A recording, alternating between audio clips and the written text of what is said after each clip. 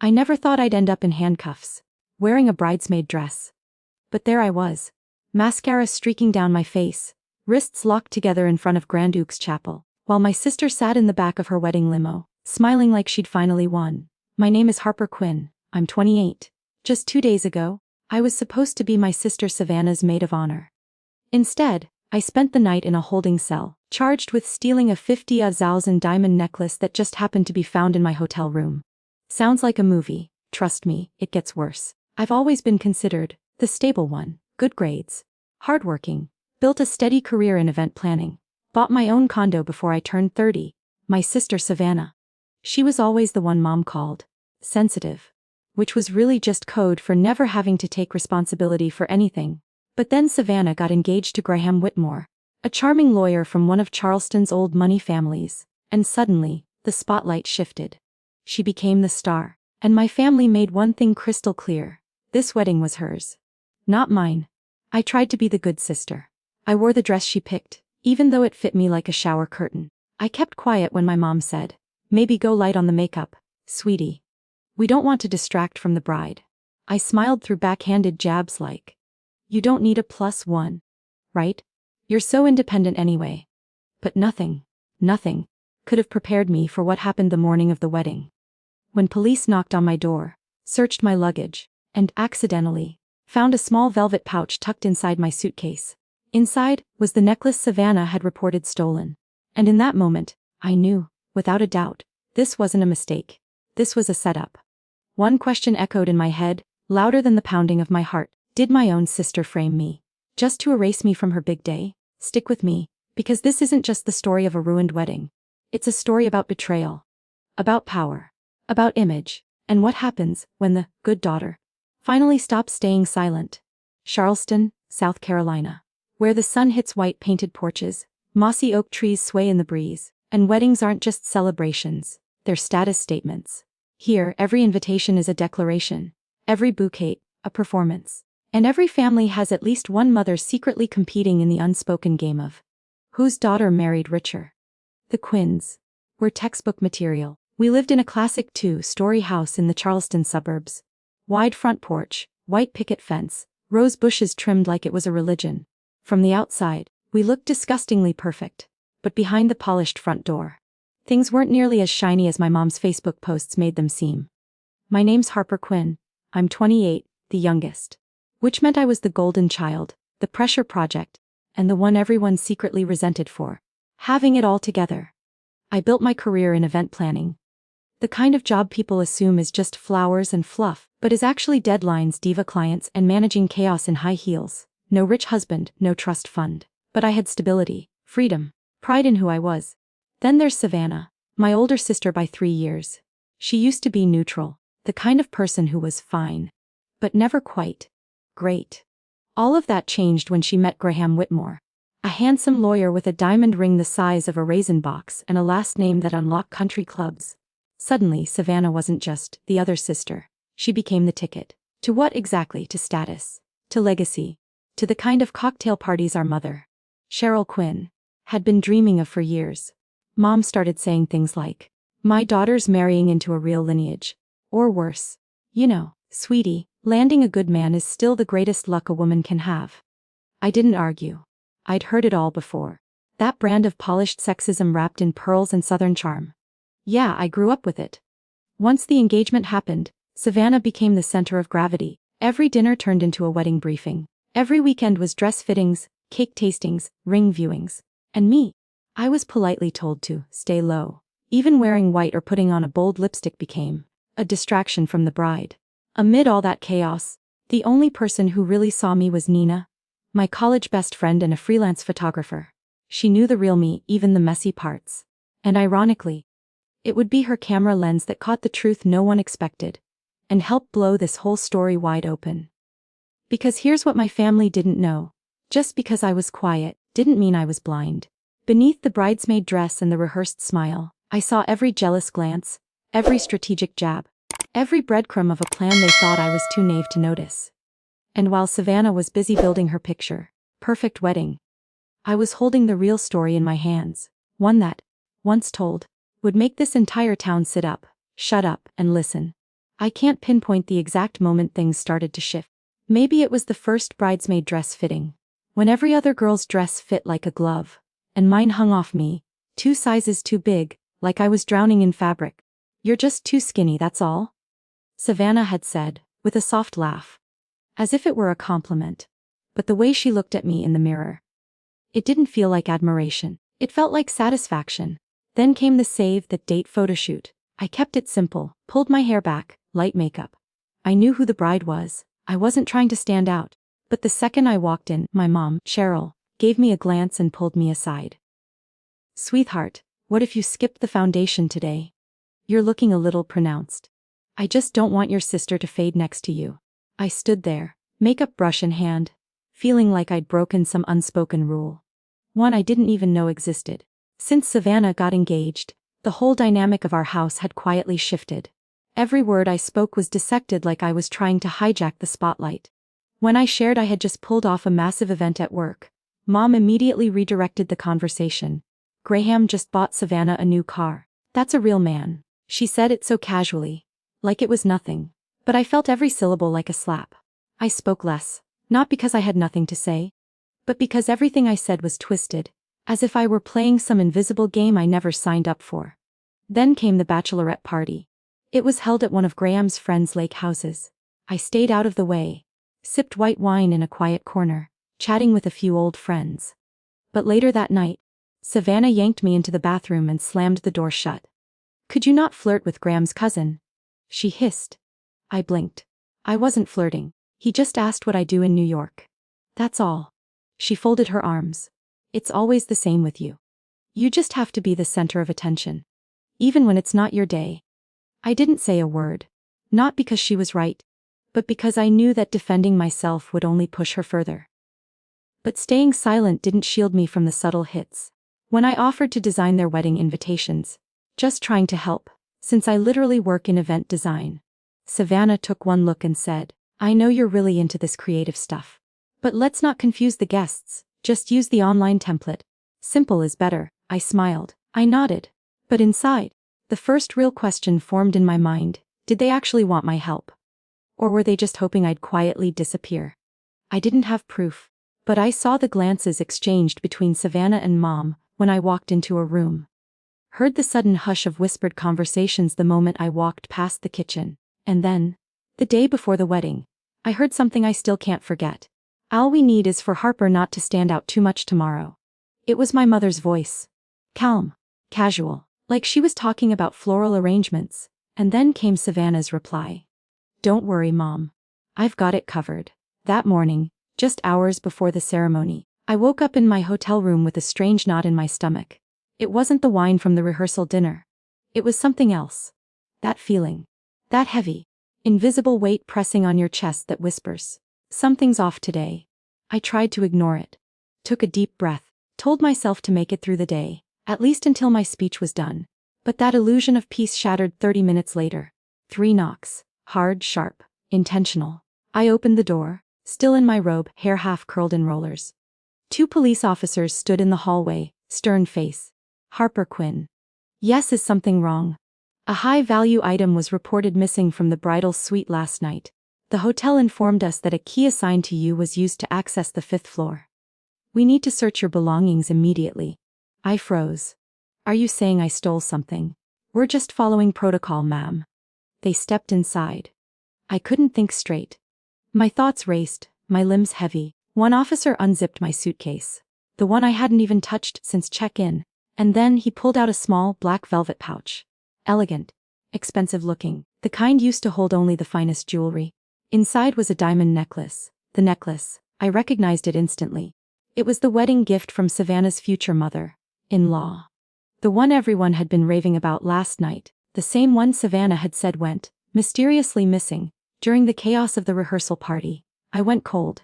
My body locked in place as voices filled the hallway. Bridesmaids, hotel staff, and then Savannah. She walked up, veil pinned, gown like layers of clouds. Her face pale, trembling, but her eyes were strangely bright. "Harper, you didn't really do this to me, did you?" What are you talking about?"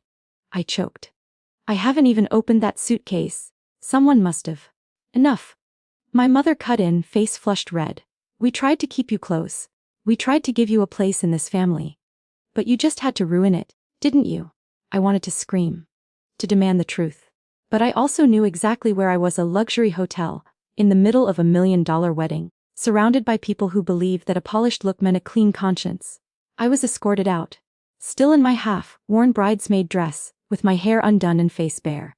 I didn't cry. I couldn't. The hurt was too big for tears. Only one question echoed in my mind: who put that necklace in my bag? Was it Savannah, my mother? Or both? I thought I was going to break. I'd prepared myself to be overlooked, overshadowed, even erased at my sister's wedding. But never, not even in my worst nightmares, did I think I'd be accused of theft. In a bridesmaid dress they picked out, just hours before the ceremony, by my own family. But as I sat in the hotel's holding room, not a jail cell exactly, more like a private suite for guests involved in ongoing investigations, I felt something unexpected. I felt calm, not because I'm some kind of unshakable hero, but because one thing was clearer than it had ever been: this was a setup. And I wasn't going to let it end here. When they released me, no direct evidence, and the hotel desperate to avoid a PR nightmare, I returned to my room in silence, packed up my things. But as I zipped up my suitcase, I realized something: if I walked away quietly, let this go, let them control the story, then I would always be Harper, the jealous sister who cracked and stole a necklace. I needed proof. The first person I thought of, Nina. Nina's a freelance photographer, which means she never goes anywhere without at least 3 cameras, a drone, a backup battery, and a memory like a walking Google Drive. I called her that night. At first, she was panicking. She had no idea what had happened. But after I walked her through the whole thing in just a few minutes, she fell completely silent. Then she said, "You know, I was shooting some behind the scenes stuff last night, right? I've got a clip of Savannah walking out of your hotel room." Around 11 p.m., I froze. What was she doing there? I don't know. But you were with me getting coffee at the time, remember? I remembered. Crystal clear. Which meant Savannah had access to my room, to my suitcase, and no one saw her go in. Nina sent me the video. It didn't capture her doing anything incriminating, but it showed enough. Savannah, leaving my room, late at night, when I wasn't there. That alone was a crack in the perfect image.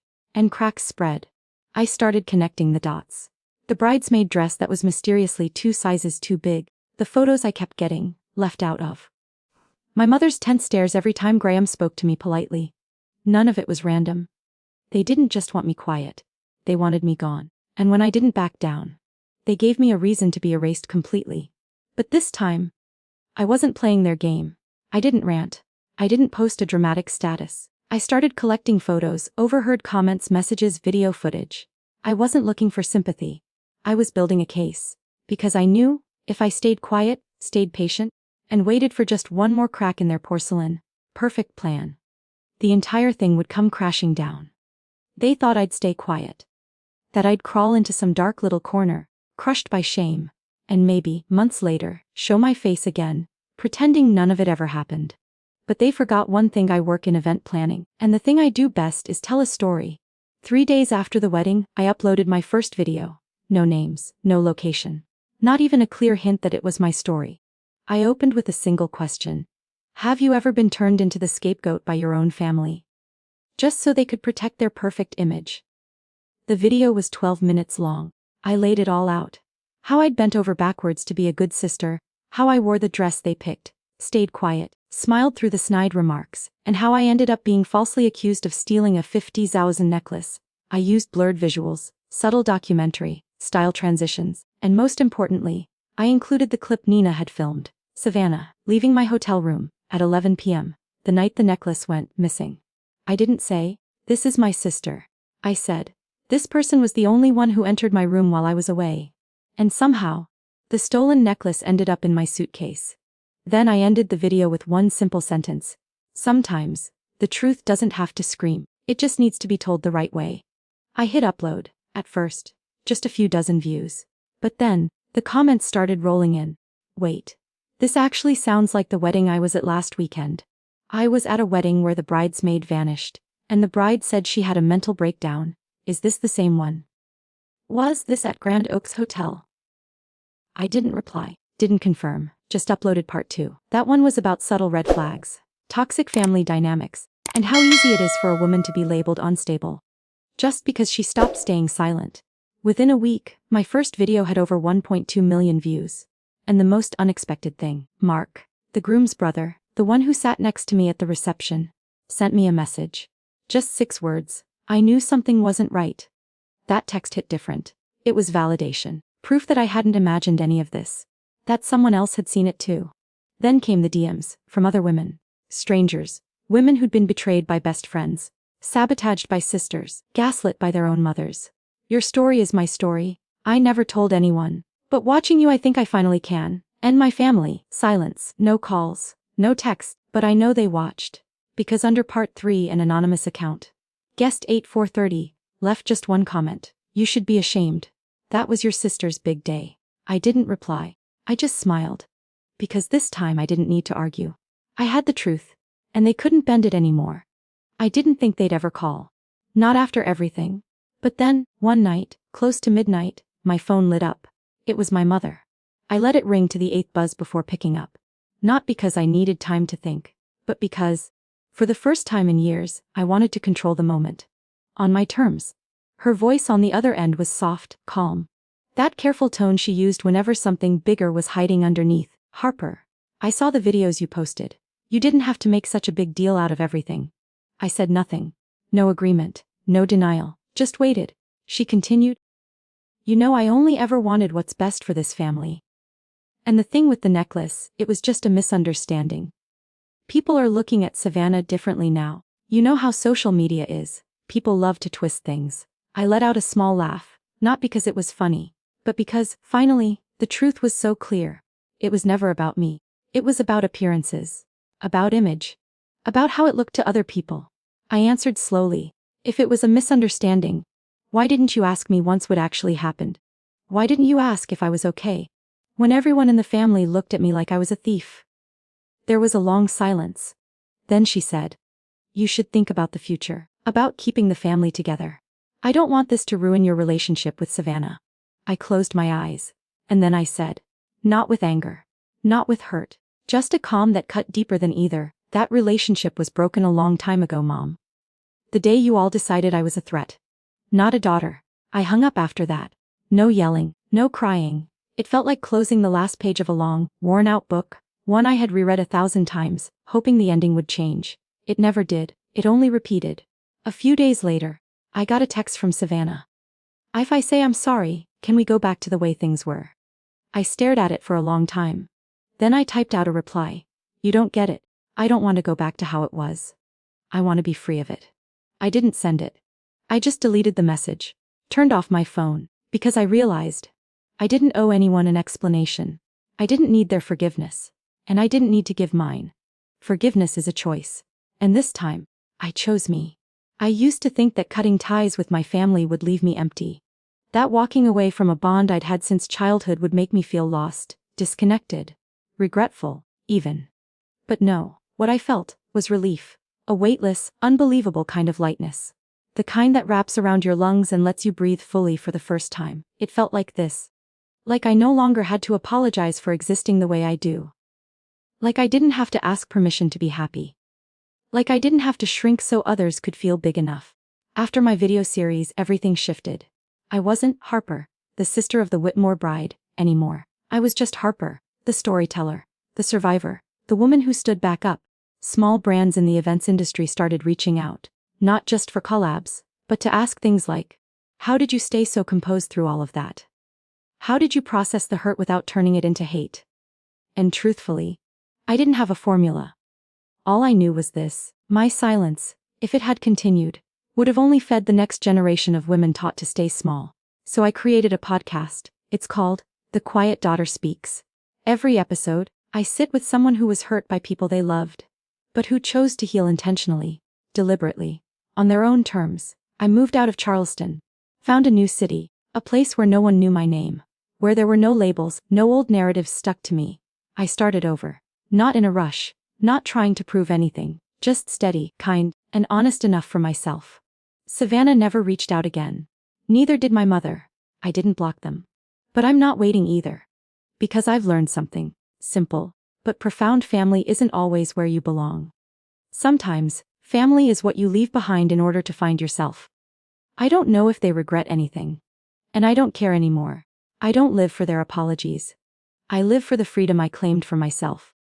And if you're listening to this, if you've ever been hurt by the people you loved the most, I want you to hear me. You're not wrong for loving them.